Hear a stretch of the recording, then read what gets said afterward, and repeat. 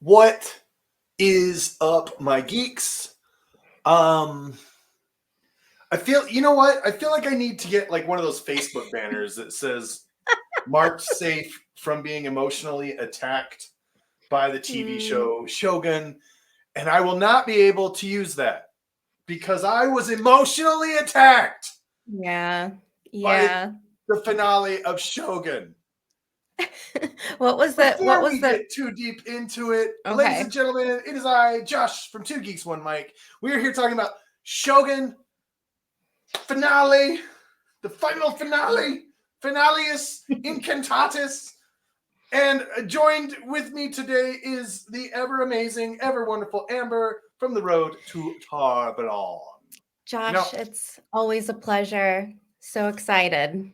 no. There's people that say Tarvalon and Tarvalon. Which is the correct pronunciation? Oh, I'm one of those people that don't care at all. Like you can I mean as long as it's like resembling the word, it's cool. I'm not one of those people that is a stickler for pronunciation. I feel that as someone who's fluent in more than one language, you kind of get to the point where you're like, does it matter how it's pronounced? Like you understood what I said, right? Yeah, Just I mean half the people here can't pronounce my name. Hemba. Okay. cool. I know who you're. Do they call? They just call you Anjin Dono. Anjin. Ajin. Okay, Yeah. okay, okay.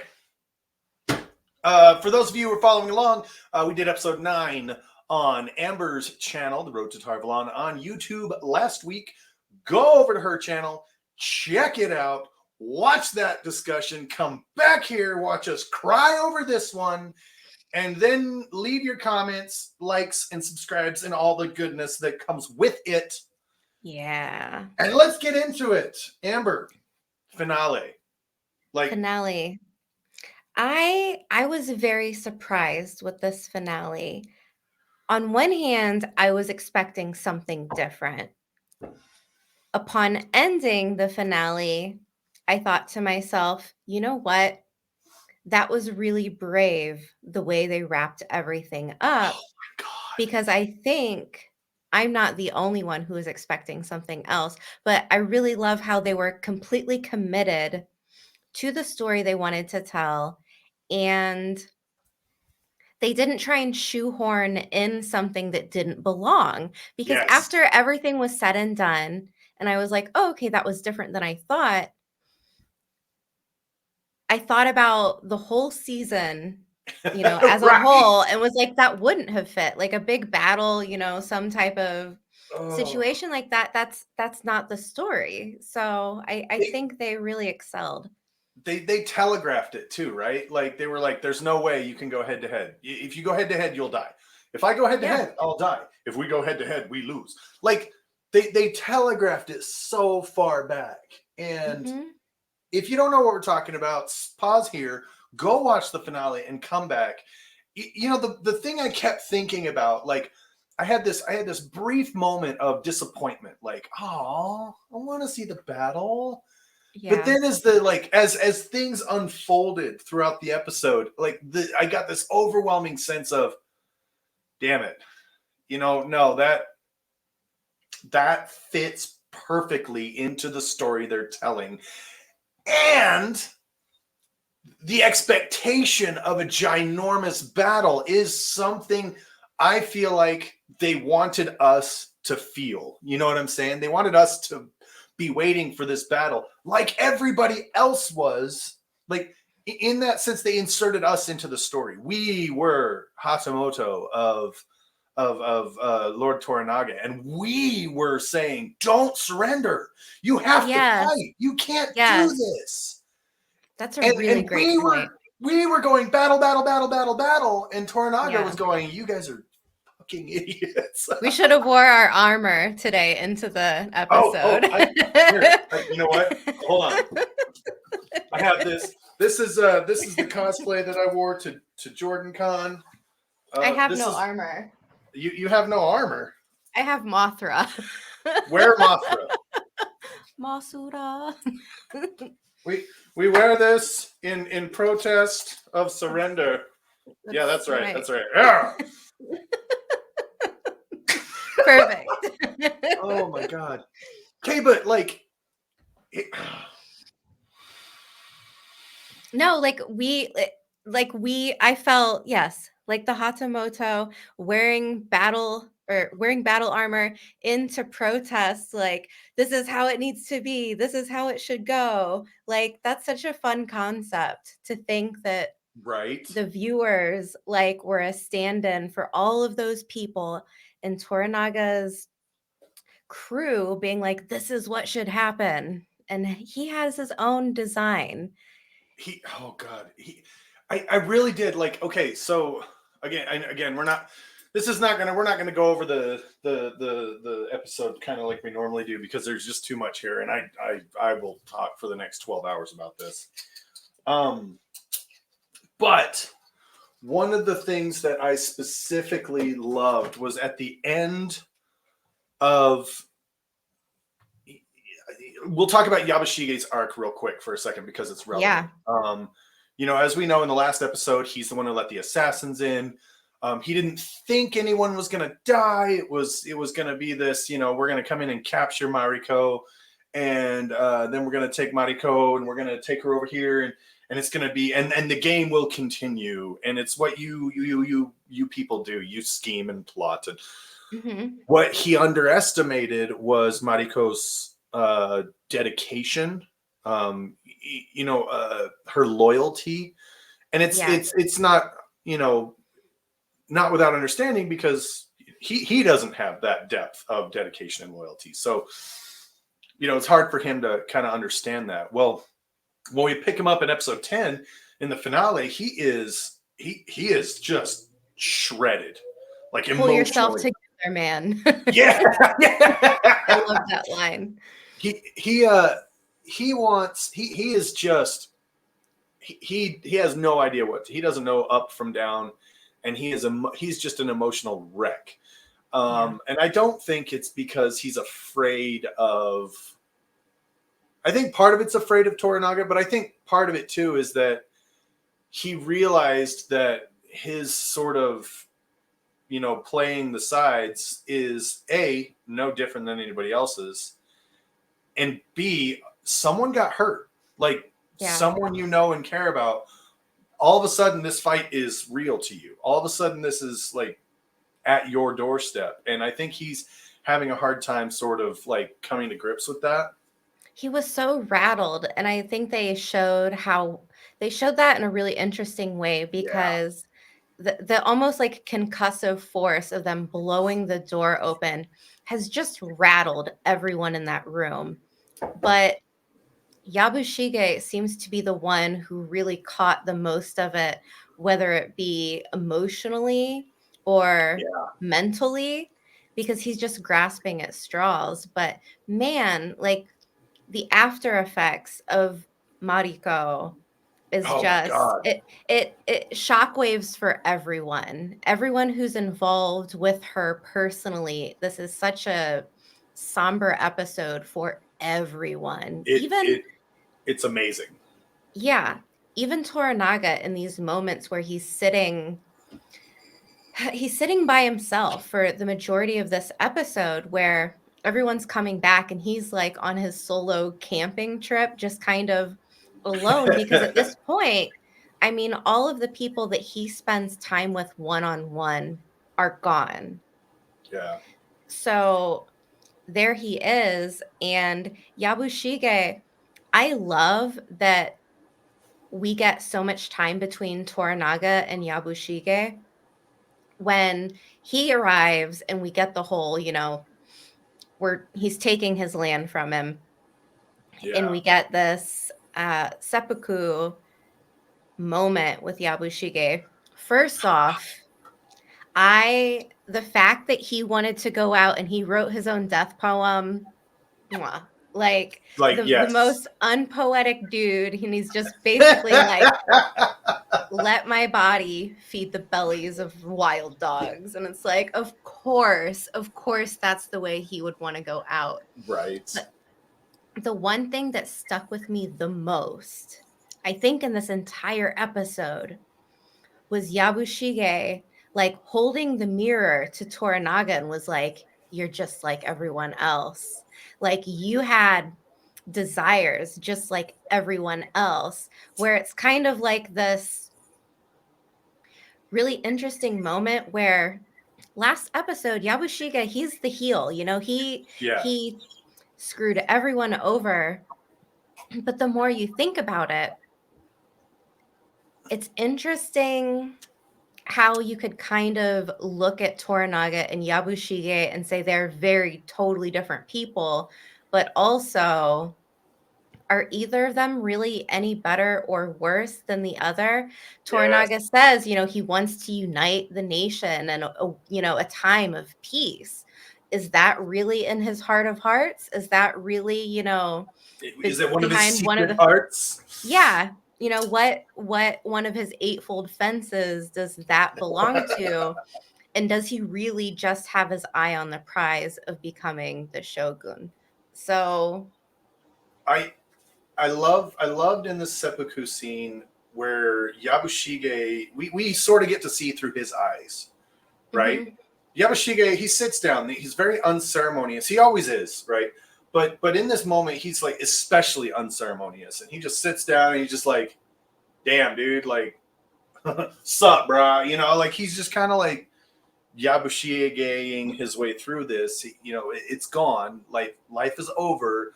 He's ready to die, and he what? just starts talking with Toranaga, and he gives it's this weird dynamic because in one way we get to see through the eyes of Yabashige and he gets to ask all the questions that we've been trying to ask or Yes. that we've been Yes. dancing around this entire season. And Yes. Toranaga's like, man, you're gonna die anyway. So here, yeah, absolutely. You guys suck. Like you couldn't see this coming a mile off. Like what kind of an Right. idiot are you?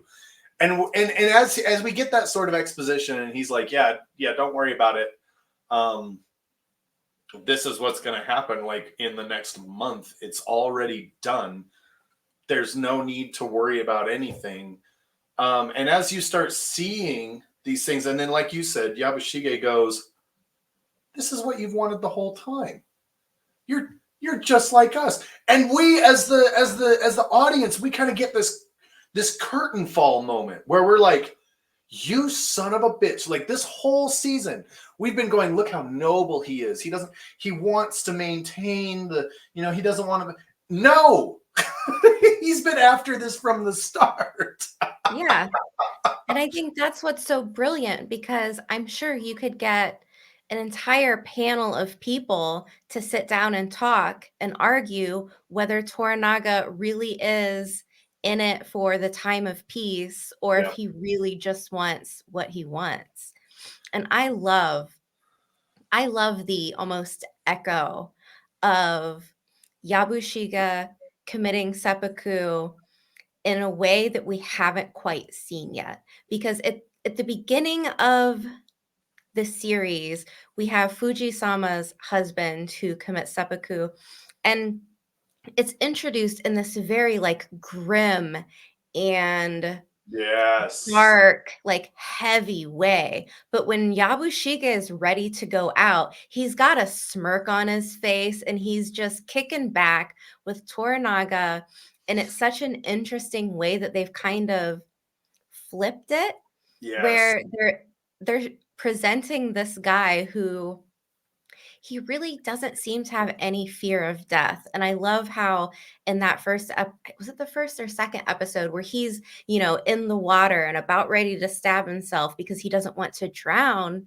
yeah, And like he kind of gets this weird, almost heroic death, even though he's done terrible stuff. But the yeah. way that he's portraying it, he's just like, I'm ready to go, let her rip. Like, I'm not afraid. I'm not afraid of death, And, and he just and does it.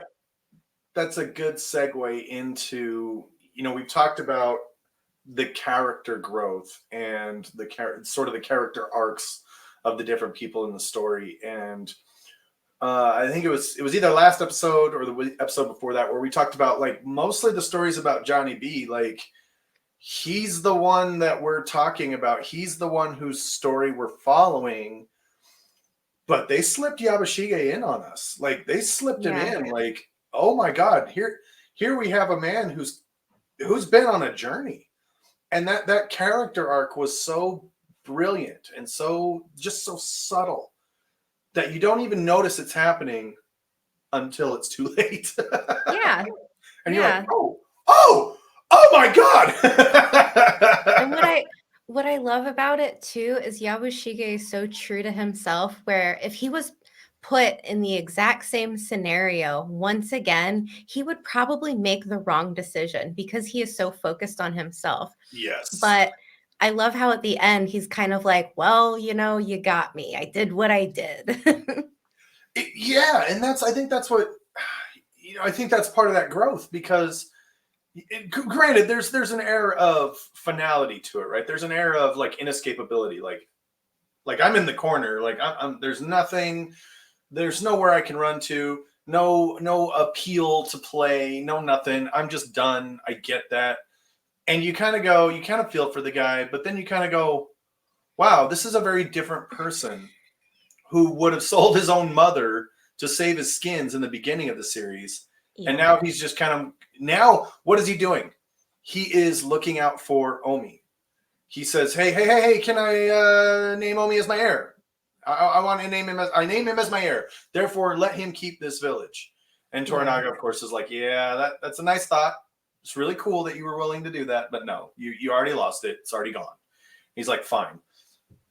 And he starts, he starts looking to save the people around him. And it's, again, it's too little too late. But we have this growth of this person who realizes, oh, maybe me is not the most important thing. And it's just a really beautiful moment. Yeah. I think pairing these two was really such a great way to end things off. Yes. There's a lot between these two characters where at the beginning of the season, if you would have told me like this is one of the couples of like couplings of characters in the very last Yeah. moments, where I would have been really surprised, but I love that they did it that way.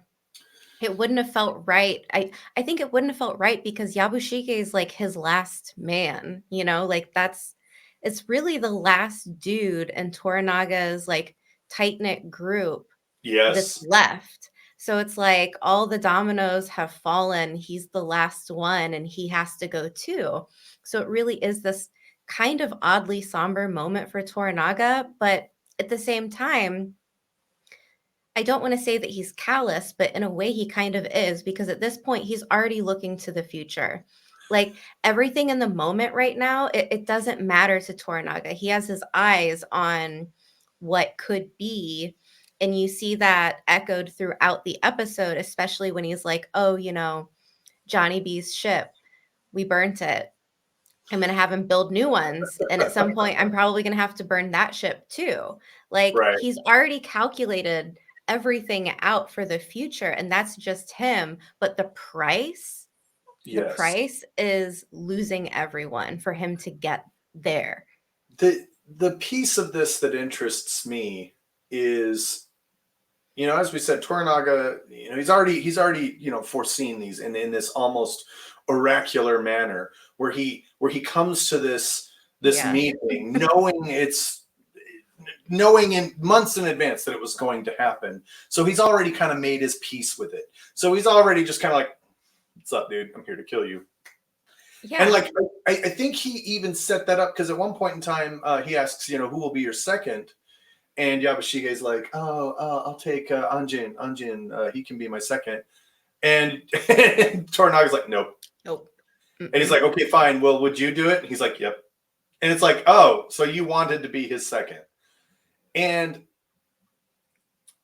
again, now Toranaga's very familiar with Yabashige's character. He knows Yabashige. I think that Toranaga gave himself this meeting as they say confession is good for the soul, right? Yes. I think Yes. Toranaga used Yabashige one final time as a means of Yeah, almost like a confessing isn't exactly baptismal, the you right know? word. Yeah. Yeah. Uh, Yeah. it's like a combination of flexing, like, yeah, see, look, I am this fucking smart and you're that fucking dumb, and confessing, where it's like, yeah, no, I did horrible things to get. I'm gonna make a new word right now, conflexing. That is Yes. what Toranaga did. He conflexed to Yamashige, where he Mhm. was like, yes, I did these terrible things. Yes, I planned every single one of them out. Yes, I'm that smart. Yes, you're that dumb. Yes, I'm also just like one of you. And he kind of had this like, oh god, it's a real cathartic moment for Toranaga, I think.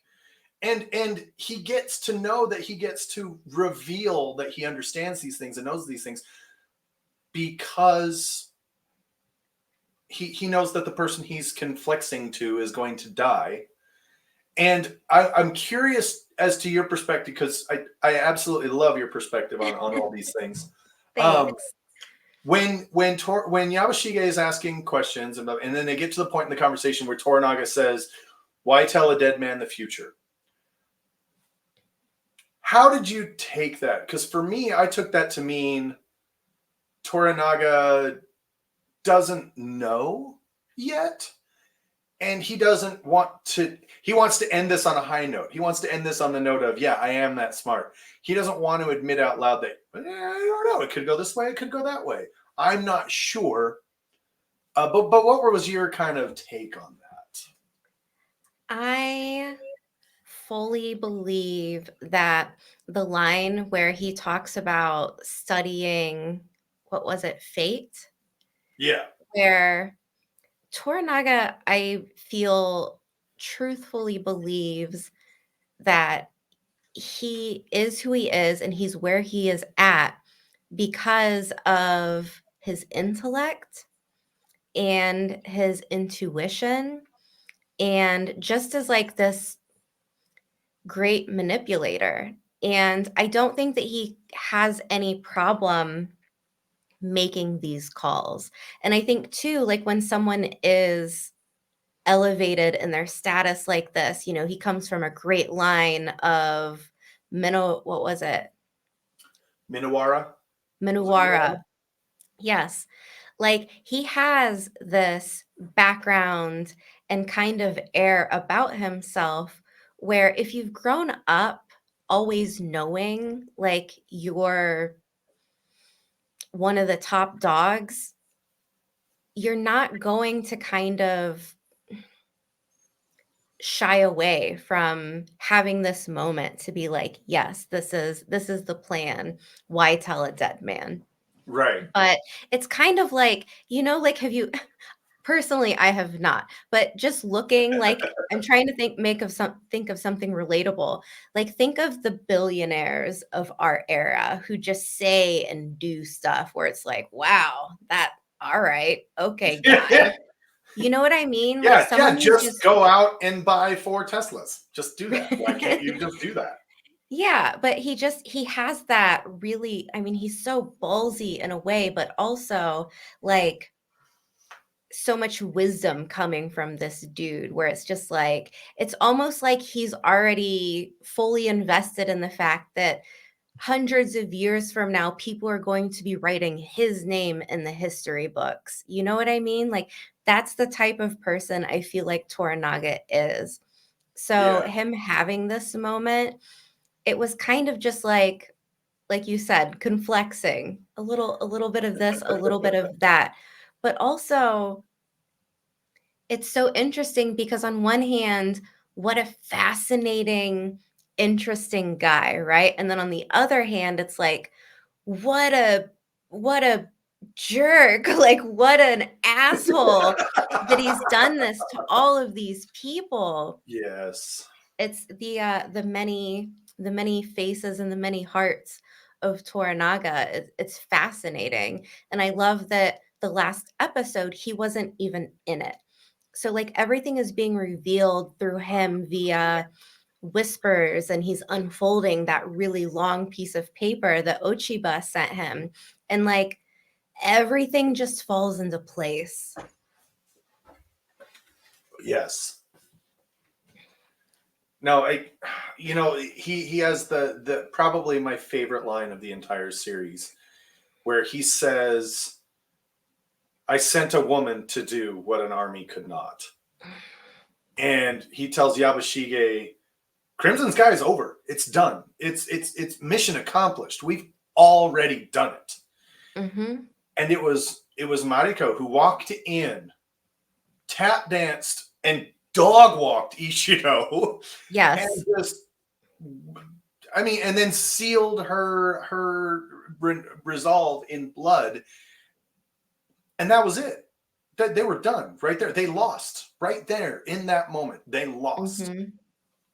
and so, oh god, it's just that line will live in my head rent free forever. I sent Yeah. a woman to do what an army could not, and it. It's really, So yeah, good.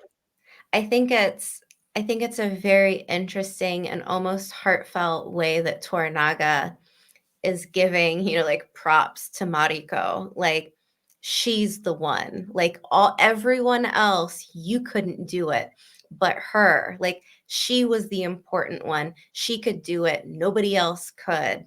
Like remember her. And Yes. I think he's almost speaking to the audience. It's a bit of like breaking the fourth wall in a way where it's like don't forget the story about her.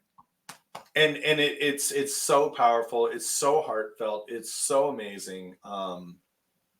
It's just great. Like the way they played that, perfect, absolute perfection, Yeah. absolute perfection. It was just that good.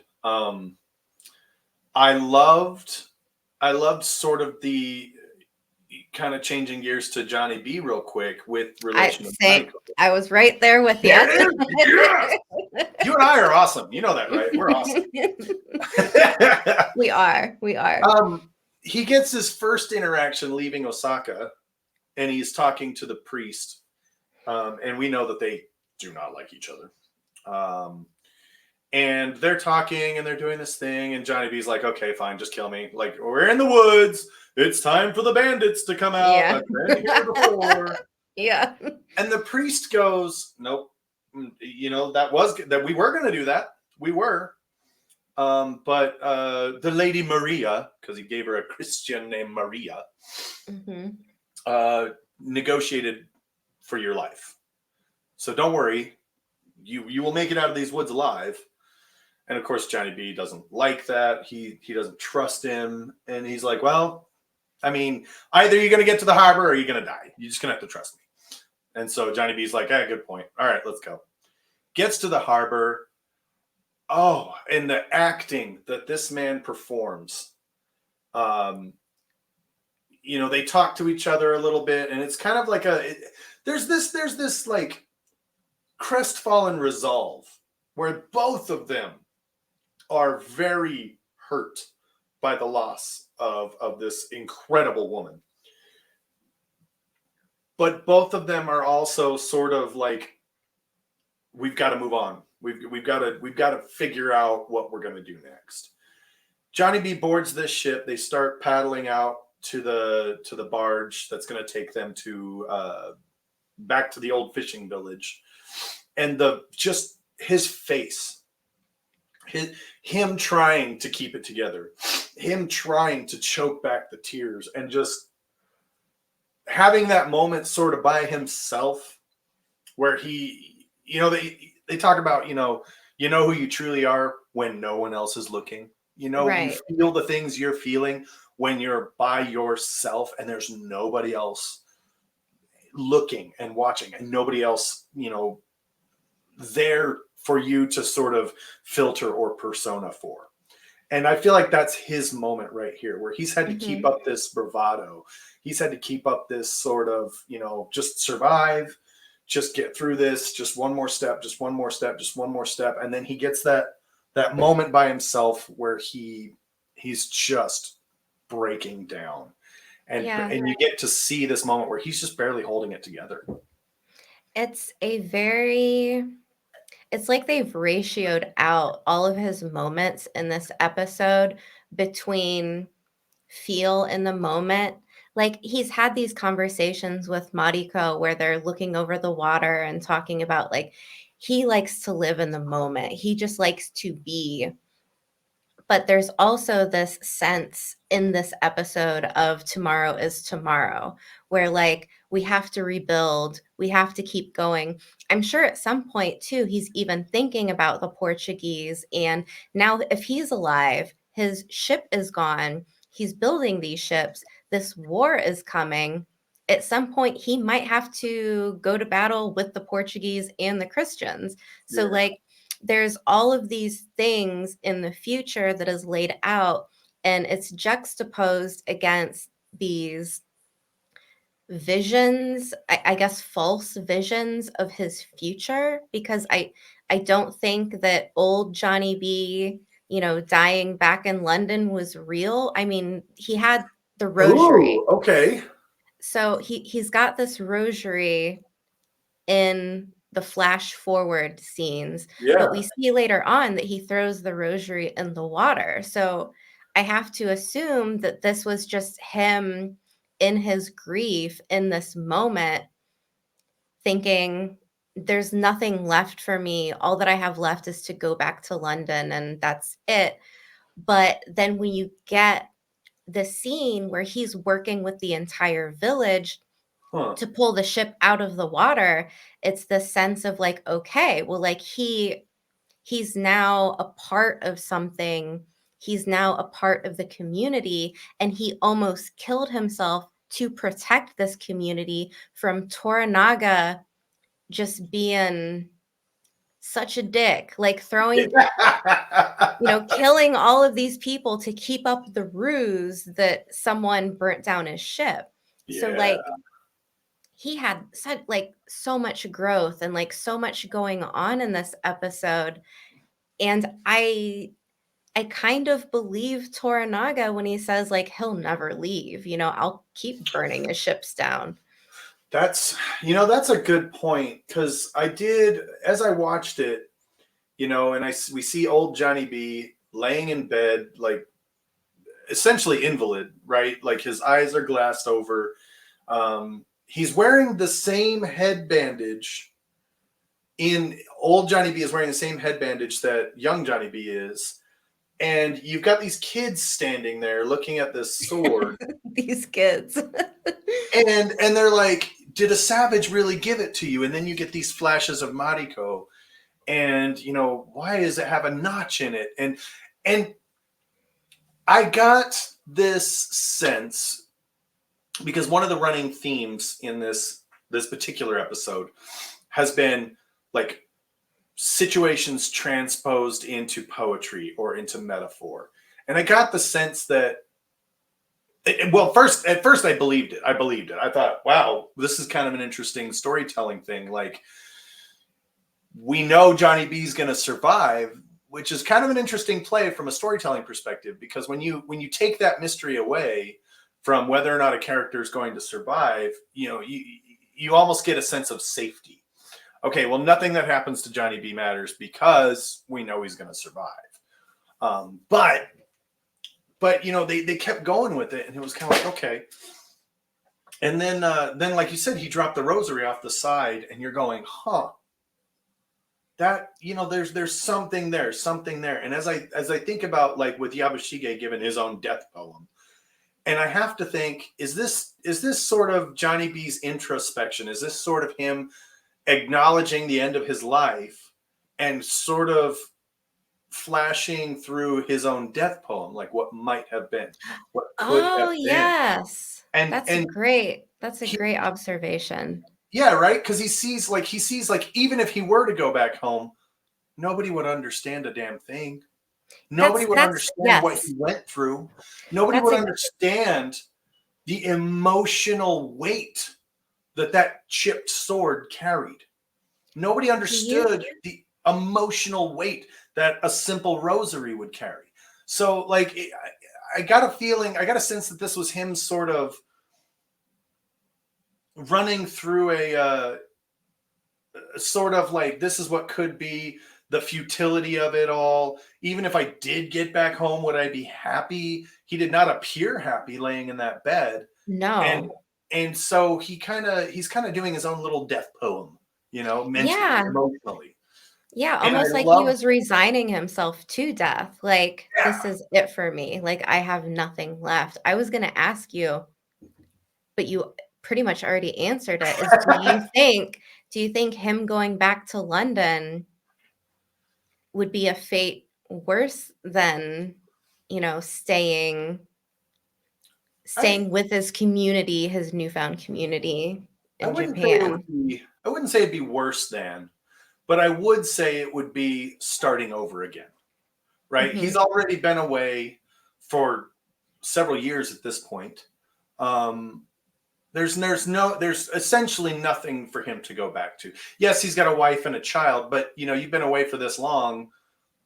Do you even know them anymore? How do you track someone down? We don't have internet. We don't have the yellow pages. We don't have classifieds. Like, a woman and a child living by themselves back then, unless you had a wealthy benefactor who could take care of them, didn't stand much of a chance, like until their sailor came home with a boatload of gold for them to, you know, come back, find a place to live and establish themselves. Mhm. So yeah, no, I wouldn't say it would be a fate worse, but I would say it would be starting all over again, having to, well, it's like we talked about in the, oh my gosh, what a callback. It's like we talked about, it would be the exact same thing like what we talked about early in the series, right?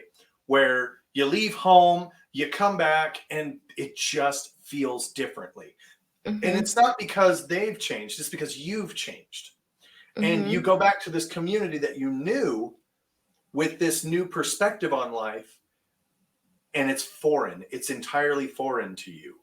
And I feel like what we're seeing in this moment is that even if he were to make it back home, it would be entirely foreign to him. It's I no think longer home to him. He would have to make a new life when he got back. And I think what we're seeing in these visions is him wrestling with the idea of, is that something I even want? yeah. I think he would be a shell of himself if he did go back because he's experienced so much trauma, right? And he didn't get to have any closure. Say everything ended, they put him on a boat, sent him back to London right after Mariko's death. He has no closure. There's this kind of like unended story there. Yeah. He steps foot back in London, people are going to ask him what happened. He's not going to be Right. able to talk about that. He would have had to close that part off of his life, like wrap it up and seal it away, never to think about it or talk about it because no one's going to understand, like you said, and how painful that would be to kind of have to live that way, Yeah.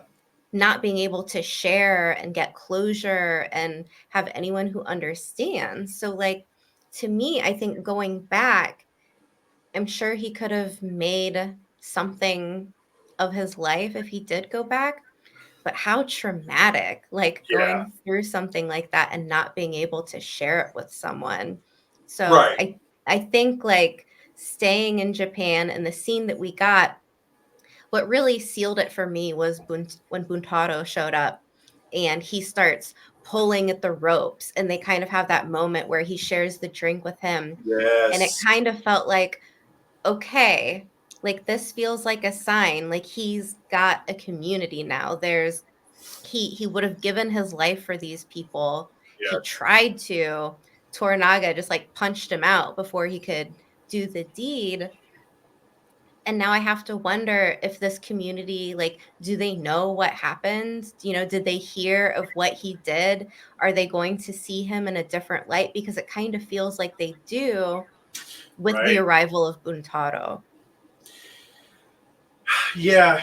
That's such a, oh God, that's such a great moment. Johnny B is able to sort of reclaim a bit of his old personality. I Um, loved that. I loved that. he's been given permission to pull the ship up and rebuild it. You know, under the guise of, you know, yeah, build me a fleet, and yeah, you can absolutely travel back and forth. That'd be great.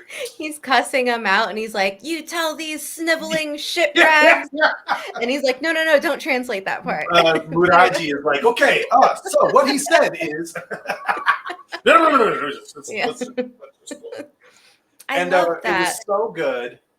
I loved, and I loved seeing that spark back Yes. in Johnny B's face. He has purpose again. You know, Hmm. he's, and not only does he have purpose, but he's able to, what's the word I'm looking for? Not only does he have purpose, but he's able to like enact on that purpose. There's no strings attached.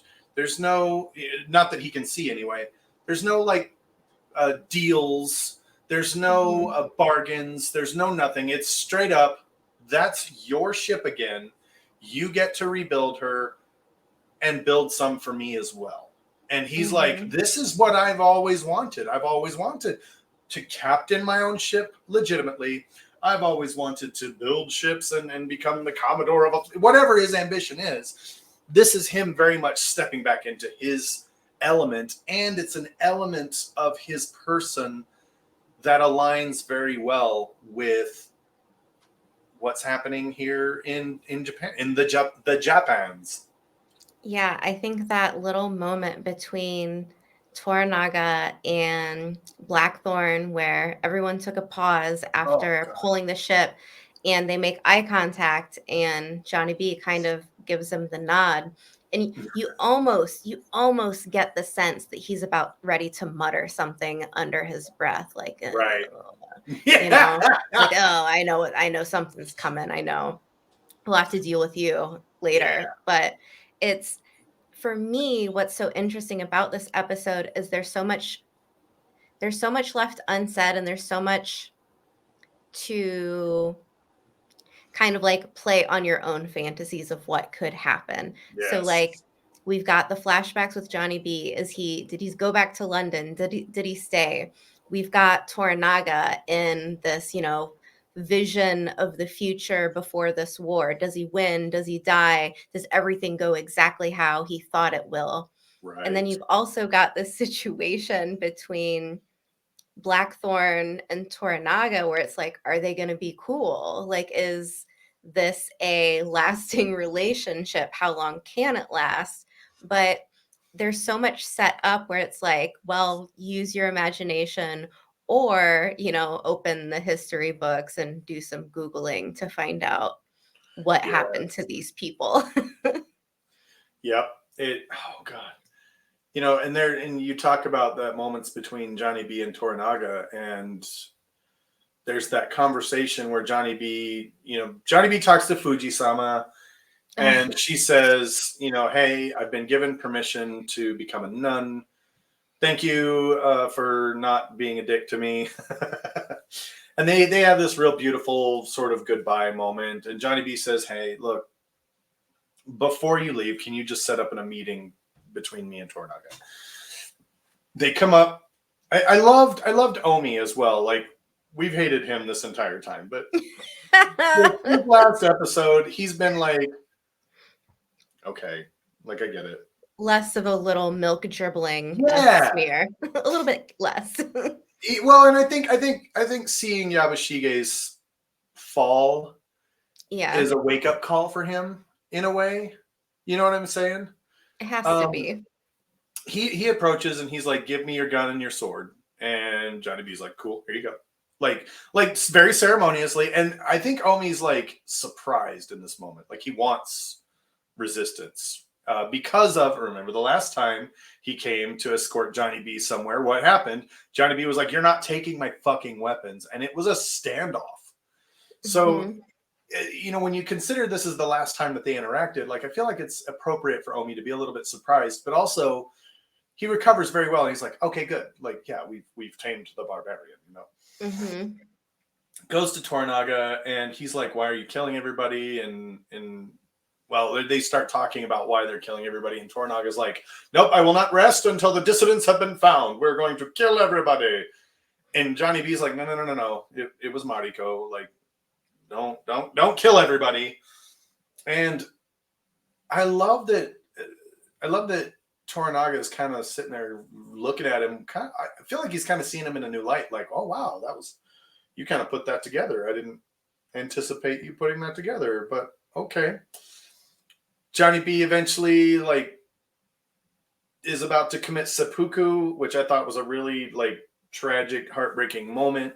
And once again, you get that like flash of going back to London, and he I think in that moment has this like, am I gonna actually be happy if I go back?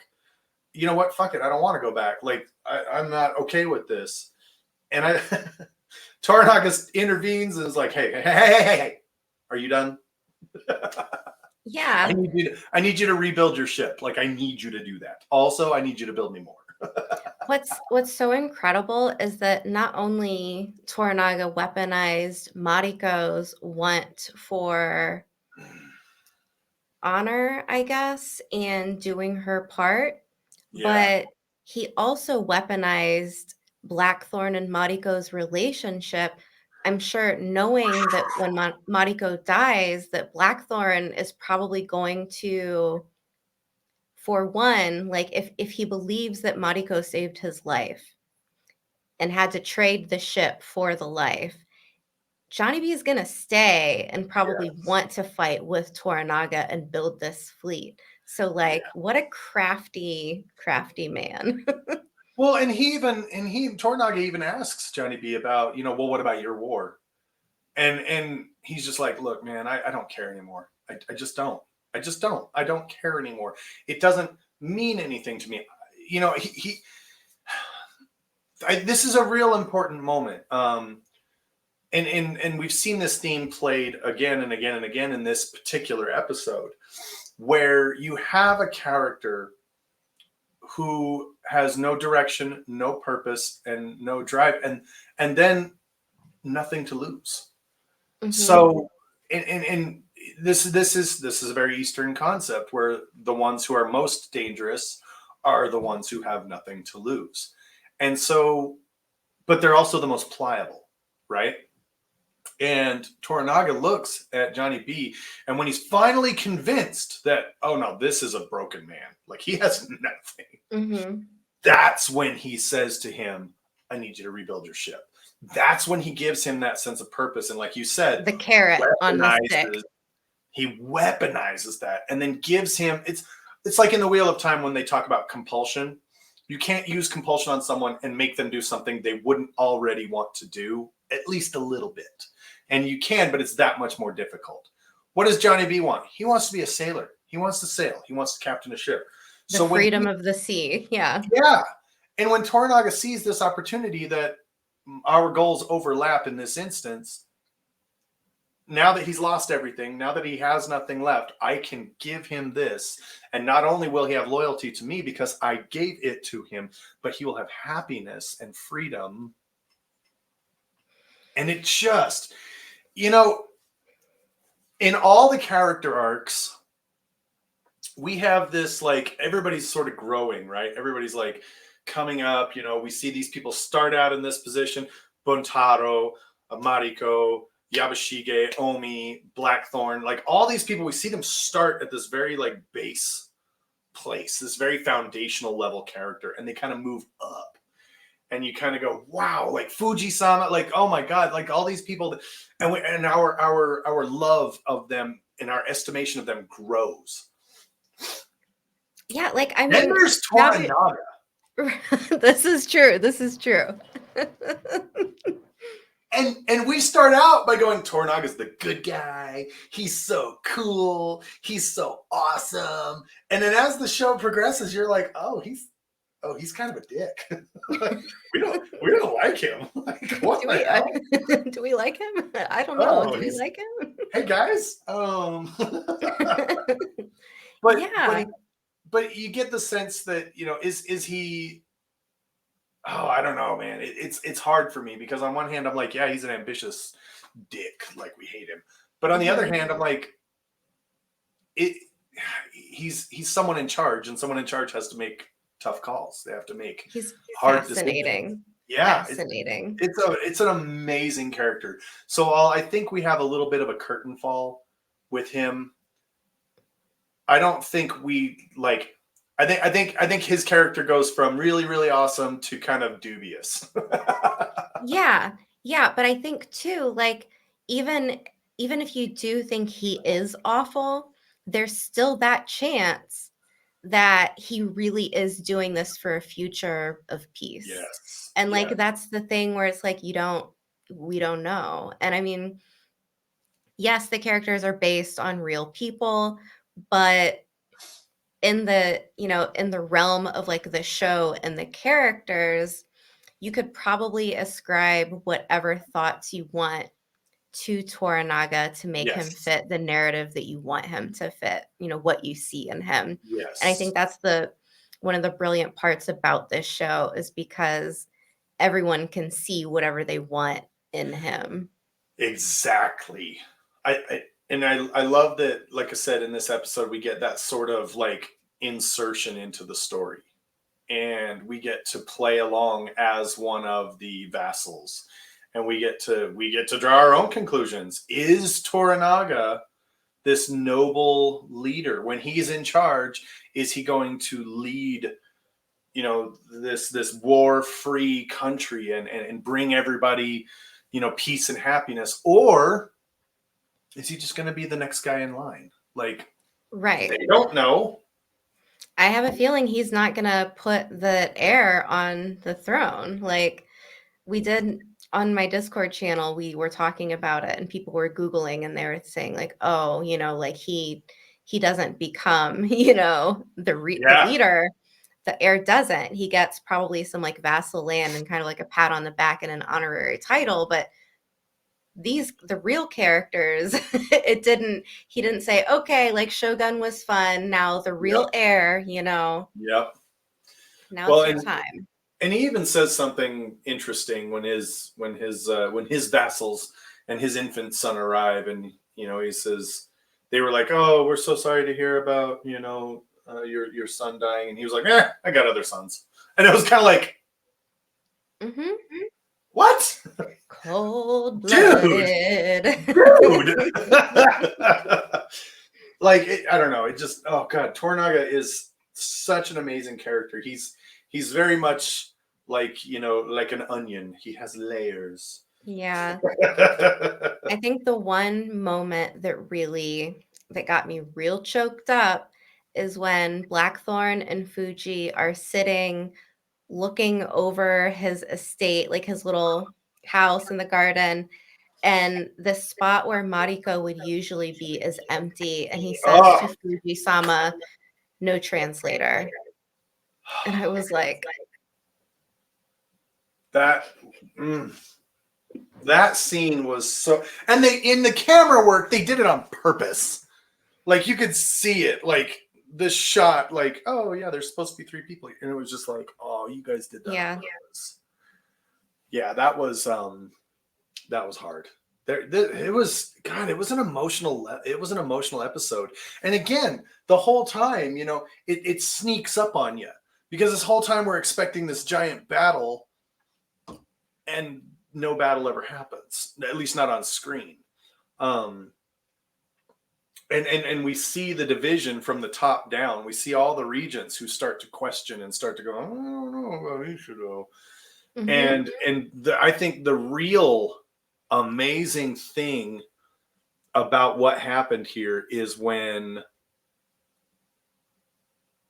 Ochiba sends a letter to Toranaga and is like, we're not going to join the fight. So Ishido won't have his banner. He won't have his legitimacy. And in that moment, like, you're just kind of going, oh my God, like, not only did Toranaga plan this, like, he's amazing, but Toranaga is also a tremendous eye, a tremendous sense for the character of people. And when he, and as we pointed this out in the beginning too, that he had more sort of trust and investiture in Mariko than he did in Buntaro. Mariko was smart, and she saw his plans for what they were. Buntaro, he swings sword good. And don't get me wrong, there's value in that, especially back then, but that's all there is to it. It's value. You swing sword good? Cool. I put you in battle. You swing sword good. Well, I mean, he also weaponizes the fact that Buntaro goes missing. So what does he do? He moves Mariko and Johnny B into a house together. Bro, look at her. You didn't think something was going to happen? He knew something was going to happen. He knew. All by design. Game, and then point, pretended match. like he didn't. And then pretended like, oh, so what's going on with you guys? Mm-hmm. But I mean, even when they're fighting, he sets up them to go to the courtesans, and then like that kind of like, was that a way to like smooth things over? Coffee went down the wrong tube. Oh. It was because I mentioned the courtesans. That was it right there. I was like, oh, hey. No, you know, just kind of, oh God, wrapping this whole series up. It's impossible to do. I think we should do a series recap episode next week and talk about the whole thing. We could so if you guys want to see that, leave a comment down below and be like, hell yeah, I want to see that.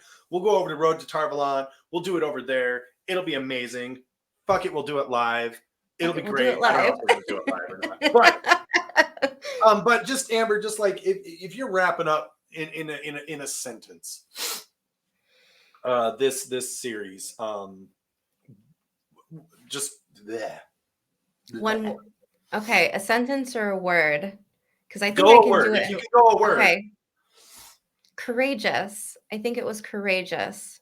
Ooh. The way that they wrapped everything up, start to finish, especially in this time of television where so often the viewer wants the immediate hit of dopamine, if you will. Where this, it's languid, the pace, it's kind of, there's twists and turns, and there's not always episodes that are full of action and fighting, but it's slow and it's steady and it's beautiful. And I think it's courageous for people to try and make a television show like that and have faith in it without trying to insert things that don't need to be in there.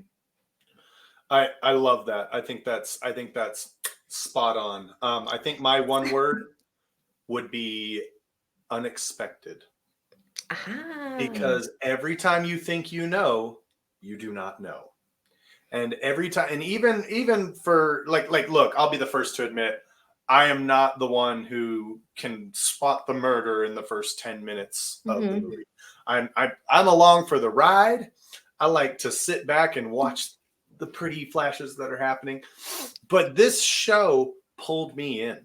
Like it had me going, ooh, he's gonna do that. Oh no, he didn't do that.